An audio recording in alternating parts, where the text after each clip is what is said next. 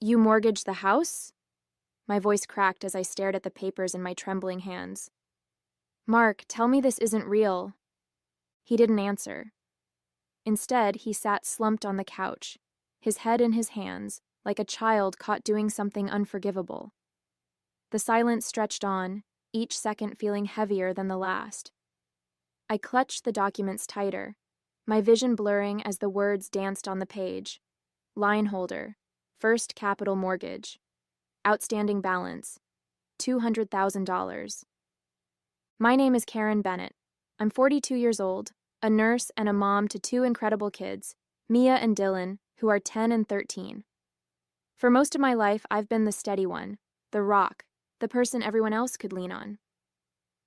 My days start before sunrise, juggling school drop-offs, 12-hour hospital shifts, and the never-ending list of things to do when you're running a family. Mark and I have been married for 15 years, and though it hasn't always been easy, I thought we were in this together. We weren't perfect, but we had trust, or so I believed. I handled the day-to-day finances while Mark managed the bigger picture stuff like taxes and insurance. I never thought to question him, never imagined he could keep something like this from me. Until now. It all started when I found a letter buried under a pile of unopened mail. I'd been cleaning the kitchen after dinner, grumbling to myself about how Mark always seemed to let the paperwork pile up. I almost threw it away, assuming it was junk, but something about the envelope made me pause.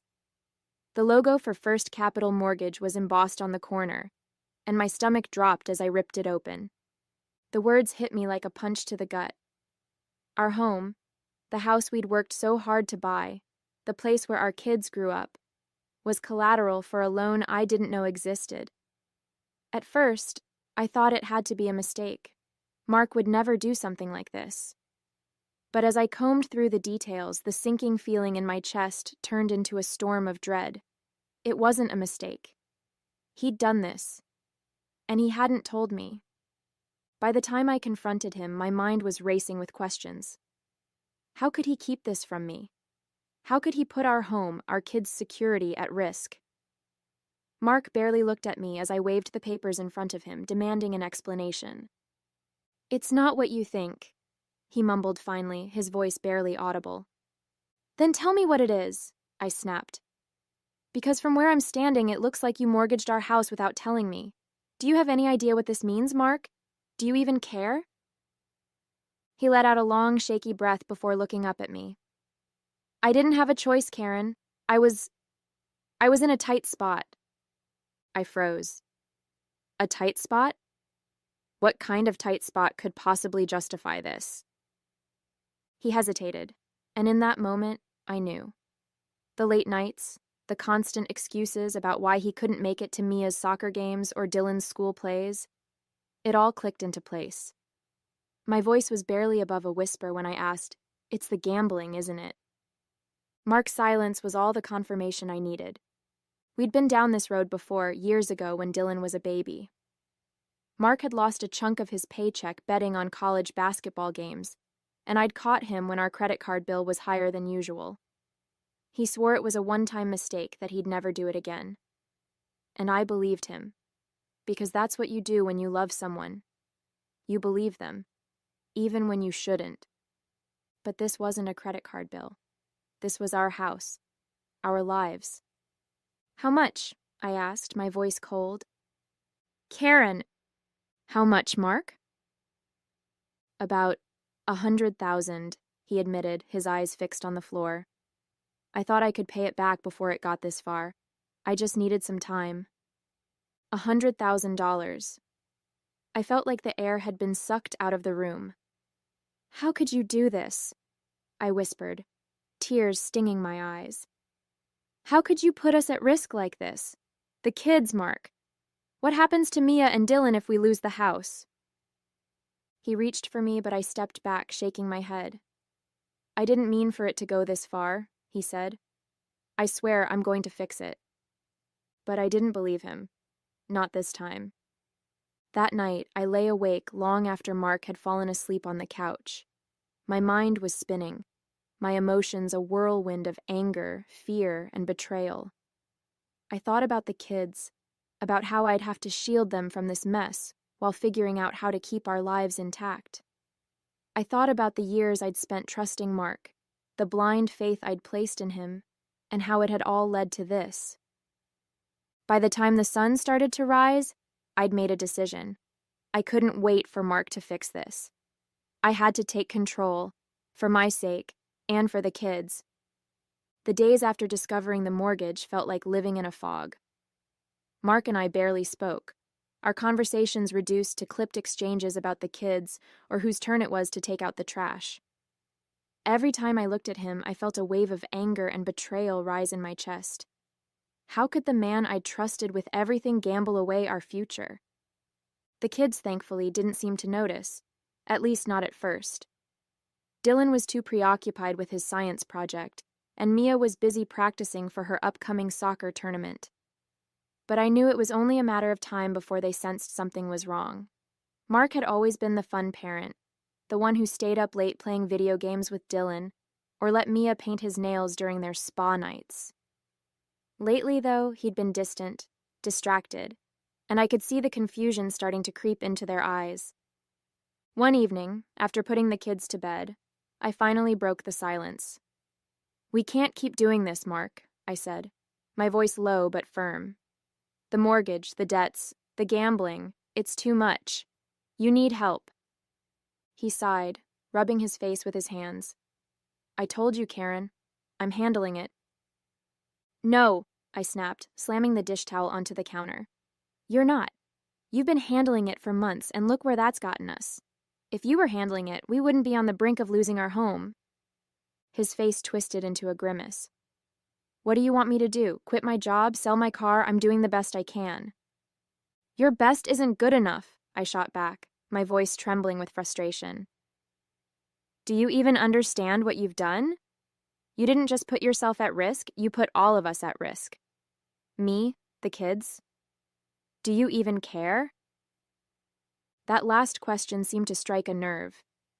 He stood there, jaw clenched, his hands balled into fists at his sides. But instead of answering, he turned and walked out of the room, leaving me alone with my thoughts. The next day I called Sarah. She didn't hesitate. "Come over," she said, her voice firm. "Now." Sarah's apartment was the polar opposite of my chaotic home, tidy, minimalist, and blissfully quiet. She handed me a cup of tea as I sank onto her couch, feeling the weight of the past few days pressing down on me. "Okay," she said, sitting across from me. "Tell me everything." I spilled it all, the mortgage, the debts, the gambling, the arguments. By the time I finished, my tea had gone cold, and Sarah was staring at me with a mix of disbelief and fury. That absolute idiot," she muttered, shaking her head. "Karen, you can't let him drag you down with him. You need to protect yourself and the kids." "How?" I asked, my voice cracking. "I don't even know where to start. I feel like I'm drowning." She leaned forward, her expression softening. "First things first, you need a lawyer, someone who can help you figure out what your options are. I know a woman, Jennifer Morales. She's fantastic. I'll give you her number." Meeting Jennifer felt like a lifeline. Her office was warm and inviting, with framed diplomas lining the walls and a faint scent of lavender in the air. She listened patiently as I explained the situation, nodding thoughtfully as I described the mortgage and Mark's gambling. "You're not the first person I've helped through something like this," she said when I finished. "And you won't be the last. The good news is, there are steps we can take to protect you and your children." "Like what?" I asked, clutching my bag tightly. "For starters," she said, "we can separate your finances from Mark's. That means opening your own bank account, redirecting your paychecks, and setting up a budget that doesn't rely on his income. We'll also look into the mortgage to see if there's any way to renegotiate the terms or delay foreclosure." Her words were practical, reassuring, and exactly what I needed to hear. For the first time in days, I felt a glimmer of hope. Back at home, I started making changes. I opened a new bank account and transferred my direct deposit, making sure Mark couldn't touch a single cent of my paycheck. I combed through our bills, highlighting the ones I could afford to cover on my own and setting up payment plans for the rest. It wasn't perfect, but it was a start. Meanwhile, the tension between Mark and me only grew. He was still insisting he could fix everything, that I was overreacting, but I wasn't buying it anymore. I'd spent years being the steady one, the peacemaker, the person who smoothed over his mistakes. Not this time. One night, as we sat in tense silence after another argument, he looked at me and said, "You're really going to do this, aren't you? You're going to cut me out." "I'm not cutting you out, Mark," I said, my voice calm but firm. "I'm protecting myself and the kids. Until you get help and start taking responsibility for what you've done, I can't rely on you. I won't." Despite everything, there were moments of doubt. I'd catch myself looking at old photos of us, back when things were good, and wonder if I was making the right decision. What if he really could fix things? What if this was just a rough patch and I was giving up too soon? But then I'd think about the mortgage, the debts, and the look in Mia's eyes when she asked why Dad seemed so sad all the time. I wasn't just doing this for me. I was doing it for them. For their future. The breaking point came on a rainy Tuesday afternoon. I was sitting in Jennifer's office reviewing the mortgage documents for the 100th time when my phone buzzed. It was a text from Mark. "We need to talk. I can fix this, but I need you to stop whatever it is you're doing with the lawyer. You're making things worse." I stared at the screen, my chest tightening with a familiar mix of anger and exhaustion. Worse? He was the one who had gambled away our future, and now he wanted to blame me for trying to clean up his mess? My hands trembled as I placed the phone face down on Jennifer's desk. "He's trying to manipulate you," Jennifer said calmly, her sharp eyes fixed on me. "Don't let him. We're close to getting this resolved." Resolved. The word sounded so simple, but the journey to get here had been anything but. Jennifer had discovered that Mark had taken out 2 additional loans against the house without my knowledge. Each one had higher interest rates than the last, and together they totaled over $240,000. The enormity of it made me feel physically ill, but Jennifer had assured me there was a path forward. "You have 2 options," she'd told me during our last meeting. "You can try to save the house by restructuring the loans, but that will require Mark's cooperation, and given his track record, that's risky. Or you can fight for sole financial control, which might mean selling the house and starting fresh."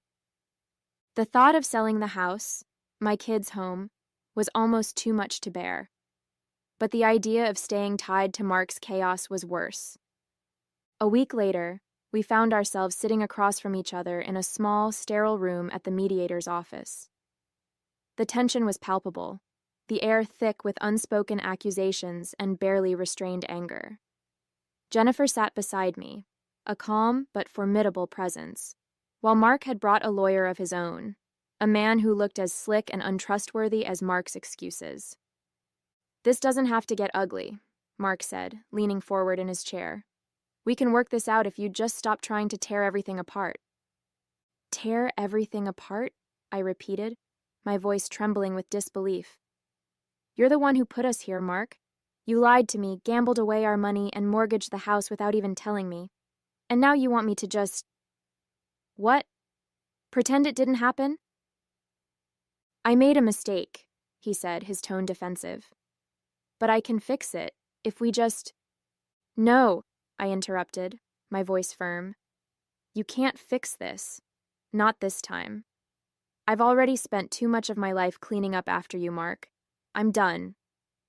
His lawyer cleared his throat, shuffling through a stack of papers.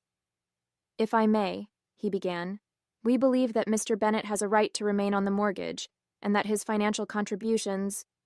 "Contributions?" Jennifer cut in, her tone sharp. "Let's be clear.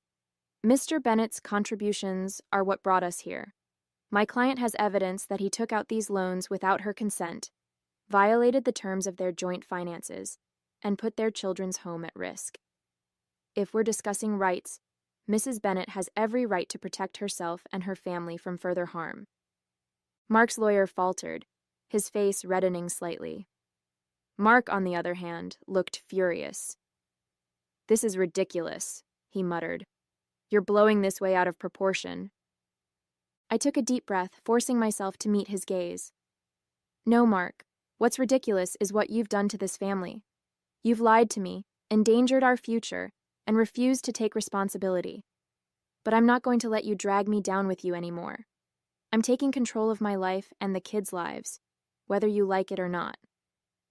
The mediator tried to diffuse the tension, steering the conversation toward practical solutions. In the end, it came down to one final decision: the house. Mark wanted to keep it, claiming it was for the kids. But I knew better. He wanted the house because it was an anchor, a symbol of control. Letting him keep it would mean staying tied to him, to his debts, and to the chaos he'd created. "I'm willing to sell the house," I said finally, my voice steady despite the lump in my throat. "It's the only way to move forward." Mark stared at me, his face a mask of shock and anger. "You're seriously going to sell the house, the kids' home, after everything?" "Yes," I said simply, "because what matters isn't the house. It's their future. And I won't let you jeopardize that anymore." The rest of the session passed in a blur of paperwork and legal jargon. By the time we left, I felt like I'd run a marathon. But as I stepped out of the building, the weight that had been pressing on my chest for weeks felt lighter. For the first time in years, I wasn't cleaning up after Mark's mistakes. I was building a future that didn't depend on him. The victory wasn't flashy. There was no dramatic applause, no triumphant music playing in the background. But it was mine. I'd secured sole financial control, negotiated the sale of the house to pay off the debts, and set up a trust for the kids with what was left over. It wasn't the ending I'd dreamed of, but it was a new beginning. And for that, I was grateful. The first night in the new apartment was bittersweet. The kids were asleep in their rooms, smaller than what they were used to, but cozy, and the boxes stacked around the living room made the space feel more temporary than it was. I sat on the couch, sipping tea and staring out the window at the city lights. It wasn't home yet, but it was a fresh start, and that was what we needed. There was relief in knowing that the house and the debt that came with it was behind me. But the exhaustion lingered too. Weeks of legal battles, tense conversations, and painful decisions had taken their toll. My chest felt lighter, but my heart still ached. Losing the home where we'd built so many memories wasn't easy, but I reminded myself that walls and a roof didn't define a family. What mattered was the love and stability I could provide for Mia and Dylan. Mark called the next morning, his number flashing on my phone like a bad memory I couldn't escape. Part of me wanted to ignore it, but I knew better. This wasn't something I could run from. "Karen," he began, his voice unusually soft. "I just wanted to check in, see how you and the kids are doing." "We're fine," I replied, keeping my tone neutral. "Settling in." There was a long pause. "Look, I know I messed up," he said finally. "I've been thinking a lot about everything, and I want to make it right. I want us to try again." His words felt like a punch to the gut.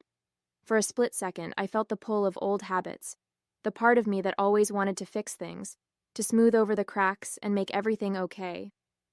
But then I thought about the mortgage, the lies and the chaos he'd brought into our lives. I thought about the tears I'd cried, and the strength it had taken to move forward. "I can't do that, Mark," I said, my voice steady. "Not this time." "Karen, please," he said, his tone desperate. "I can change." "Then change," I said simply. "But I'm not waiting for you anymore." I ended the call, my hand trembling slightly as I set the phone down. It wasn't easy, but it was necessary. Mark's words no longer held the power they once did. I wasn't his fixer anymore. I was my own person. That evening, as I tucked Mia and Dylan into bed, I felt a wave of gratitude wash over me. The apartment wasn't perfect, but it was ours. Mia had taped a drawing of a rainbow to her wall, and Dylan had already started stacking books in his new corner bookshelf. They were adjusting, little by little, and so was I. Sitting on the couch again, I let myself reflect on everything we'd been through. The fear, the anger, the uncertainty, it had all been overwhelming at times. But I'd made it through. I'd fought for my kids, for my future, and for myself. And I'd won. I wasn't the same person who'd found those mortgage papers in the kitchen. That Karen had been scared, blindsided, and unsure of what to do. This Karen was stronger, more confident, and unafraid to stand up for what she deserved. It hadn't been an easy journey, but it had been worth it. As I closed my eyes, the weight of the day finally lifting, I felt a sense of peace I hadn't known in years. This wasn't just a new chapter, it was a whole new book, and I couldn't wait to see where it would take me. A few months later, life looked very different and better. The chaos Mark had created no longer dictated my days. The apartment had become a home, filled with laughter and new memories. Mia had painted a mural on her wall with rainbow-colored handprints, and Dylan had taken up baking, proudly presenting his latest batch of cookies after school. We were still adjusting, but there was a lightness in our lives that hadn't been there before. At work, things were thriving. I'd taken on an extra certification program and joined a committee that focused on nurse advocacy. For years, I'd shied away from leadership roles, content to stay in the background, but something had shifted in me. I found myself speaking up more, sharing ideas, and pushing for changes that I knew would make a difference. My manager even hinted at a promotion, something I would have dismissed as impossible a year ago. Now it felt like a natural next step. The biggest change, though, was in how I saw myself. For years, I'd defined my worth by what I could do for others, how I could fix their problems or hold things together when they fell apart. Mark's betrayal had forced me to see that I couldn't always be the fixer. Sometimes the most important thing I could do was protect myself and my kids, even if it meant letting go of things I'd once held on to so tightly. I was no longer afraid to set boundaries or say no.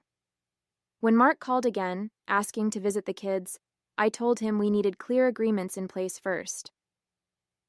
"I'm happy to work with you," I told him, "but only if it's consistent and healthy for the kids." The old Karen might have wavered, but this Karen knew her worth. His response? A grumbled, "Fine," that I could tell annoyed him, but he didn't push back. That alone felt like a victory. One Saturday morning, Sarah came over with coffee and muffins, her version of a celebration. "To the new Karen," she said, raising her cup in a mock toast. "Look at you, living your best life." I laughed, shaking my head. It doesn't feel like my best life yet, but it feels solid, peaceful.